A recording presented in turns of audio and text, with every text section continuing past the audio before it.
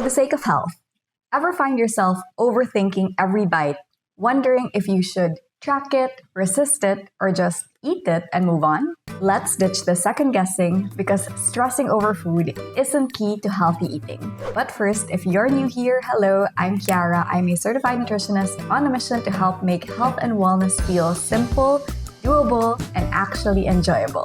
If that's one of the goals you have for yourself, please feel free to subscribe to this channel and stick around. In this video, we're breaking down calorie counting, macro tracking, and intuitive eating, what they are, who they're for, and how to find the right fit for you without making food feel like a full-time job.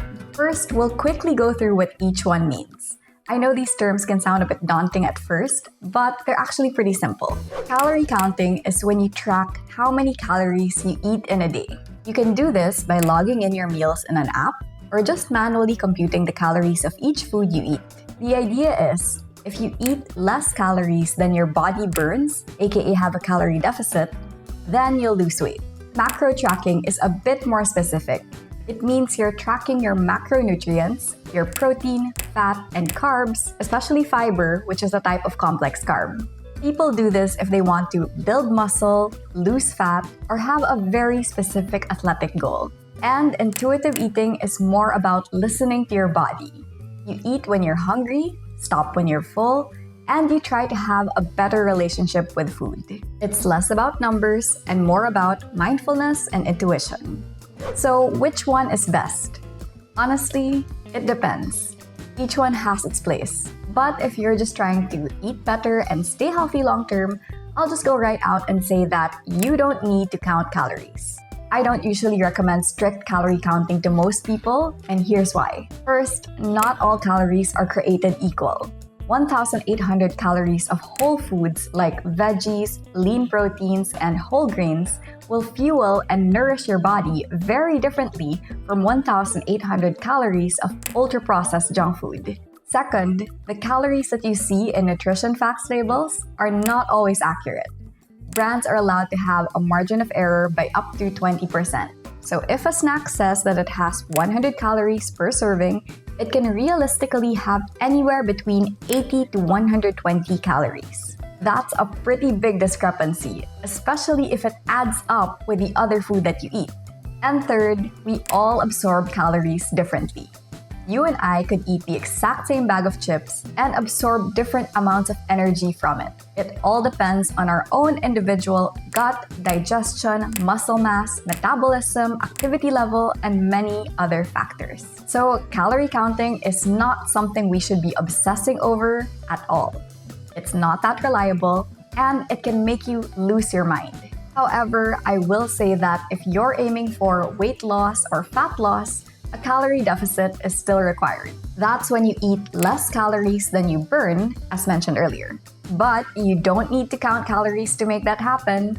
You can still reach a calorie deficit through smarter food choices, better portions, more movement, and other healthy habits. Now, macro tracking is a different story. It can be effective, especially if you have very specific body goals, like maybe you want to lose fat while maintaining your muscle, do a body recomposition, or maybe you're training hard as an athlete or an actor for a particular role. Macro tracking helps you learn how to fuel your body properly. It shows how much protein you need to build and maintain muscle, how to use carbs, especially fiber, for energy, and how to include healthy fats for your hormones and brain function. So if you're an athlete and you train regularly, you need to make sure you're eating enough macros to support your performance and recovery. Not fueling well, especially around workouts, can affect your strength, energy, and your results. Personally, I recommend focusing on two key things first: protein and fiber. As mentioned, protein is essential for building and maintaining muscle, which naturally breaks down as we age. A general guide is to aim for 0.8 to 1 gram of protein per pound of body weight. So if you weigh 100 pounds, that's around 80 to 100 grams of protein per day. And here's how that might look like. As for fiber, it supports your digestion, helps regulate blood sugar, and also keeps you full, making it a big win for overall health and appetite control. The US dietary guidelines recommend at least 25 grams of fiber for women and 38 grams for men per day. And here are some high fiber sources you can add to your meals. Think of protein and fiber like your nutritional anchors. They support muscle, digestion, fullness, and stable energy. Once you prioritize those, your carb and fat intake will naturally fall into place. Now let's talk intuitive eating. This is what I recommend for most people. It just makes life easier. No micromanaging.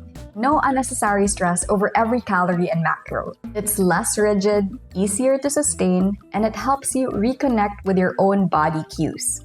You learn to eat when you're hungry, stop when you're satisfied, and actually enjoy food again and again without feeling guilty. It's not about eating whatever you want whenever you want.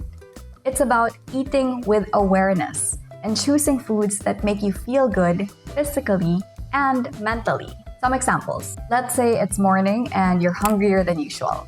Instead of waiting until noon as part of maybe an intermittent fasting schedule, you honor your body's hunger cue and just have something to eat. But instead of choosing sugary cereal that will just shoot up your cravings quite quickly, choose something nourishing and balanced. Have something like a loaded omelette with some whole wheat bread, or a Greek yogurt bowl with fruits, nuts, and seeds.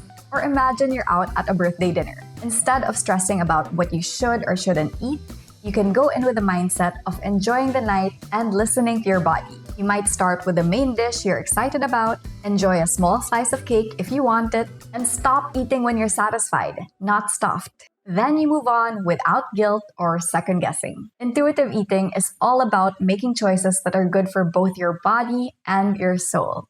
And that's what makes it the most sustainable. Now, if you're the kind of person who wants structure but also wants food freedom, here's what I suggest. Track your macros for one meal only just to get a feel of your portions. For example, here's what 30 grams of protein and 10 grams of fiber might look like. Maybe that's what you want to aim for most of your meals. Then eat intuitively for your next meals using what you've learned. Over time, you'll be able to naturally eyeball portions without tracking anything. This hybrid approach gives you the best of both worlds, awareness and flexibility. So I'll end with 2 more takeaways from this video. First, whether you're tracking macros or eating intuitively or doing a mix of both, whole foods should always be your foundation. They're nutritious, filling, and can help regulate your hunger and energy so you're not constantly thinking about food or fighting your body. More real foods, less ultra-processed stuff. And second, remember that nutrition isn't just about what's on your plate. It's about how you feel, how you live, and what's actually sustainable for you in the long run. So, should you track macros or just eat intuitively? Personally, I lean towards intuitive eating with awareness of my macro goals. But it ultimately depends on your goals and mindset. What matters most is choosing what supports your health, your progress, and your peace of mind. Let me know in the comments what's worked for you or what you're still figuring out. I'd love to hear your story. If you're feeling overwhelmed, like you're not doing enough for your health, you can check out this video next. It might help you see that you're already on the right track, and all you need to do is keep going. And if this video helped, please feel free to give it a thumbs up and subscribe to this channel for more nutrition, wellness, and motivation. Thanks for watching, and I'll see you in the next one.